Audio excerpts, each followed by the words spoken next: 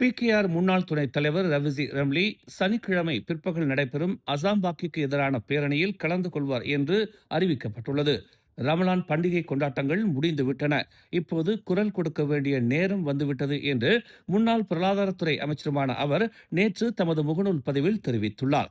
மலேசிய லஞ்ச ஊழல் தடுப்பு ஆணையத்தின் தலைவர் அசாம்பாக்கியின் பங்குதாரர் உரிமை குறித்த குற்றச்சாட்டுகள் தொடர்பாக முழுமையான விசாரணை நடத்த வலியுறுத்தி தங்காப் அசாம்பாக்கி செயலகம் சனிக்கிழமை ரத்தாரான் மேடேக்காவில் இரண்டாவது போராட்டத்தை நடத்தும் என்று அவர் பதிவிட்டுள்ளார். மேலும் எம்ஏசிசி சம்பந்தப்பட்ட பெருநிறுவன கையகப்படுத்தல்களில் நடந்ததாக கூறப்படும் முறைகேடுகள் குறித்தும் விசாரணை நடத்த அது வலியுறுத்தும் என்று அவர் குறிப்பிட்டுள்ளார். வெலாசிட்டி கேபிட்டல் பெர்ஹாட் நிறுவனத்தில் அசாம் 17.7 மில்லியன் பங்குகளை வைத்திருப்பதாக ப்ளூம்பெர்க் அறிக்கை வெளியானதை தொடர்ந்து பிப்ரவரி 15ஆம் தேதி 150க்கும் மேற்பட்ட போராட்டக்காரர்கள் சோகோ வணிக வளாகத்திலிருந்து டத்தாரான் மேடேக்கா வரை பேரணியாக சென்று அசாம் பாக்கி பதவி விலக வேண்டும் என்று கோரினர். பேரணியில் கலந்து கொண்ட ரவிசி அசாமின் அண்மைய பங்குதாரர் உரிமை சர்ச்சை தொடர்பாக அவர் மீது எந்த நடவடிக்கையும் எடுக்கப்படாவிட்டால் மேலும் போராட்டங்கள் நடத்தப்படும் என்று அரசாங்கத்தை எச்சரித்தார். மலேசியாவில் பதிவு செய்யப்பட்ட நிறுவனங்களில் அரசு ஊழியர்களின் பங்குடைமையானது செலுத்தப்பட்ட மூலதனத்தில் 5 விழுக்காடு அல்லது 1,00,000 ரிங்கிட் மதிப்பு, இவற்றில் எது குறைவோ அதற்கு மிகாமல் இருக்க வேண்டும் என வரம்பிட்ட 2024ஆம் ஆண்டின் அரசாங்க சுற்றறிக்கையை அசாம் மீறியதாக குற்றம் சாட்டப்பட்டுள்ளது. இந்நிலையில் அசாம்பாக்கி இந்த குற்றச்சாட்டுகளை மறுத்து அந்த பரிவர்த்தனையை தான் அறிவித்ததாகவும் கடந்த ஆண்டே பங்குகள் விற்கப்பட்டு விட்டதாகவும் தெரிவித்துள்ளார். அதன் பிறகு அந்த பங்குடைமை அறிக்கை தொடர்பாக அவதூறு பரப்பியதற்காக ப்ளூம்பெர்க் மீது வழக்கு தொடுத்துள்ளார். அதில் பொது இழப்பீடாக 100 மில்லியன் ரிங்கிட் கோரியுள்ளார்.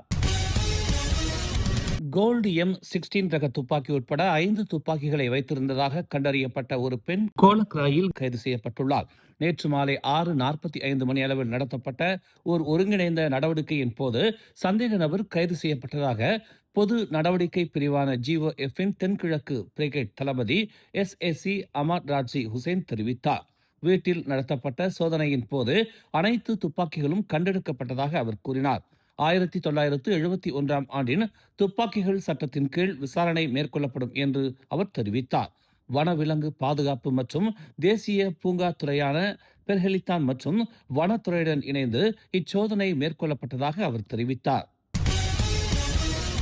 நேற்று பிற்பகல் கேமரன் ஹைலண்ட்ஸின் ஹபு ஹைட்ஸ் பகுதியில் 2 மணி நேரத்திற்கும் மேலாக பெய்த கனமழையால் திடீர் வெள்ளப்பெருக்கு ஏற்பட்டது. பிற்பகல் 2 மணிக்கு கனமழை தொடங்கியதாகவும் அதன் விளைவாக ரிங்லெட் பிரதான சாலையில் சேற்று நீர் பெருக்கெடுத்து ஓடியதாகவும் கேமரன் ஹைலண்ட்ஸ் காவல்துறை தலைவர் அஸ்ரி ராம்லி தெரிவித்துள்ளார். மலைப்பகுதிகளில் இருந்து வழிந்தோடும் நீர் பிரதான சாலையில் பெருக்கெடுத்து ஓடியதால் திடீர் வெள்ளப்பெருக்கு ஏற்பட்டது. இருப்பினும் நிலைமை கட்டுப்பாட்டில் இருந்தது. மேலும் மாலை 4 மணி அளவில் நீர் வடிந்து விட்டதாக அவர் தெரிவித்தார். உயிரிழப்புகள் எதுவும் பதிவாகவில்லை என்றாலும் வலுவான நீரோட்டத்தால் வாகனங்கள் நகர்த்தப்பட்டது தொடர்பாக 2 காவல்துறை புகார்கள் பதிவு செய்யப்பட்டுள்ளதாக அஸ்ரி கூறினார். நீரின் வேகத்தால் வாகனங்கள் முன்னோக்கி தள்ளப்பட்டதாகவும் மேலும் காயங்கள் எதுவும் பதிவாகவில்லை என்றும் அவர் குறிப்பிட்டார். பாதிக்கப்பட்ட பகுதிகள் தற்போது சீரமைக்கப்பட்டு அனைத்து சாலை பயனாளர்களுக்கும் பாதுகாப்பானதாக உள்ளதாக அவர் தெரிவித்தார். சமூக வலைத்தளங்களில் வைரலான காணொளி ஒன்றில் ஒரு காவல்துறை அதிகாரியால் தனது மோட்டார் சைக்கிளில் இருந்து கீழே இழுத்துச் செல்லப்பட்ட நபர் போதைப்பொருள் உட்கொண்டுள்ளது கண்டறியப்பட்டதாக தெரிவிக்கப்பட்டுள்ளது. கடா கூலிம் பகுதியில் உள்ள ஜலான் சுங்கை ஊலார் சாலையில் நேற்று காலை சுமார் 11 மணி அளவில் ரோந்து பணியில் ஈடுபட்டிருந்த அதிகாரிகள் அந்த சந்தேக நபரை தடுத்து நிறுத்தியதாக கூலிம் மாவட்ட காவல்துறை துணைத் தலைவர் தெங்கு ஃபைசாலியன் தெரிவித்தார். போலீசார் அவரை கைது செய்ய முயன்ற போது அவர் ஒரு அதிகாரியின் மோட்டார் சைக்கிளை உதைத்து திருப்பி தாக்கிவிட்டு தப்பி ஓடிவிட்டார். சந்தேக நபர் போக்குவரத்து விதிக்கு எதிராக பொறுப்பற்ற முறையில் வாகனம் ஓட்டி மற்ற சாலை பயனாளிகளுக்கு ஆபத்தை ஏற்படுத்தினார் என்று அவர் கூறியதாக பெர்னாமா செய்தி வெளியிட்டுள்ளது. அதிகாரிகள் சந்தேக நபரை சுமார் 5 கிலோமீட்டர் தூரம் துரத்திச் சென்று கைது செய்ததாக தெங்கு ஃபைசால் கூறினார்.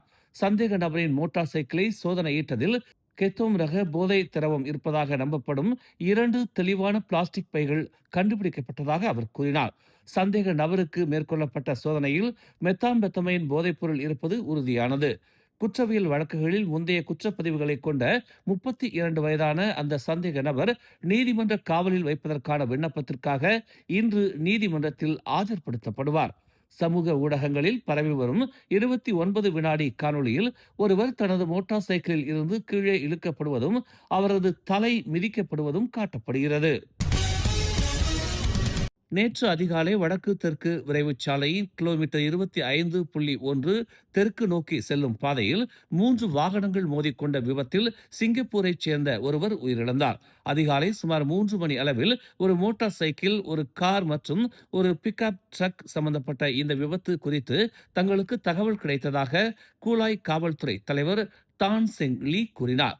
முதற்கட்ட விசாரணையில் 31 வயது அந்த நபர் மோட்டார் சைக்கிளின் கட்டுப்பாட்டை இழந்து சாலையின் நடுவில் சறுக்கியது தெரிய வந்துள்ளதாக அவர் ஒரு அறிக்கையில் கூறினார்.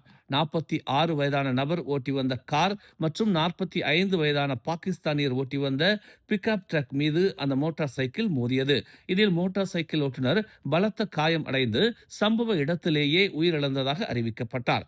இது தொடர்பாக விசாரணை நடைபெற்று வருவதாக தான் கூறினார். மேலும் செய்திகளை தெரிந்து கொள்ள தமிழ் மலர் இணையதளம், தமிழ் மலர் செயலி மற்றும் மலர் டிவி யூடியூப் சேனலை வலம் வாருங்கள். எங்களோடு இணைந்திருக்க மலர் டிவியை பதிவு செய்து கொள்ளுங்கள். உறவுகள் மகிழ்ந்திட விருப்பம் மற்றும் பகிர்வு சேவையை சொடுக்கிடுங்கள்.